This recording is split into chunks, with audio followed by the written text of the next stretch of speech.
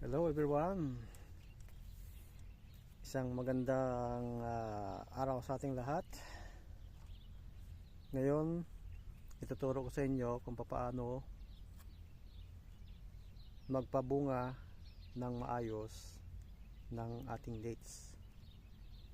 Una, kailangan nating ng isang bulaklak mula sa lalaking dates papunta rito sa babaeng dates. Ang kaibahan nila, yung lalaking bulaklak ng dates ay parang botil ng palay, at ito naman yung babae parang botil ng munggo, bilog siya. So kailangan natin to para mapabunga natin ng maayos, kasi pag wala ang bulaklak ng lalaki, hindi siya mamumunga ng maayos. Mumunga man siya pero hindi siya bilog, hindi siya buo. Kumbaga ano siya, hindi siya purong bunga, tsaka mapakla. So ang tawag ito ay mapapaasawa ng dates. So ang gagawin lang, so ito una, natanggalan na natin siya ng yung balot. Tinanggalan na natin. So ito na yung niya, kabuuan.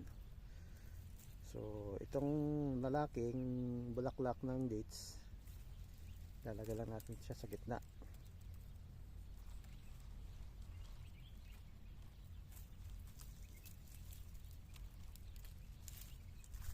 Itutusok natin.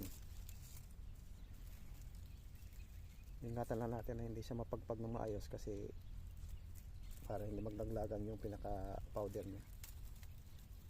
Yan. So tatlong side yan, bawat sulok. So ganun. Ngayon itatali na natin.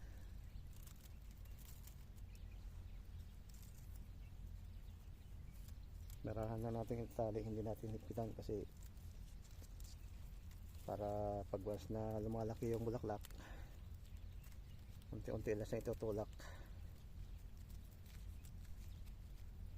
Kasi pag sobrang higpit, pag hindi natanggal yung tali, hindi rin siya ayos ng bunga.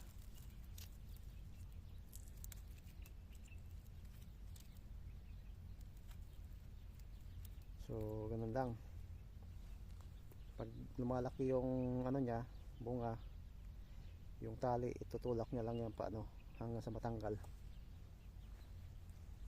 So ganun lang guys ang ginagawa namin para mamunga siya ng maganda.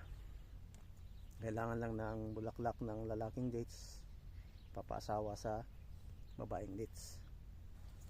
So ganun yung kabuuan niya. Ayan, pakita ko sa inyo. Ayan siya. Ayan, yung iba. Ayan.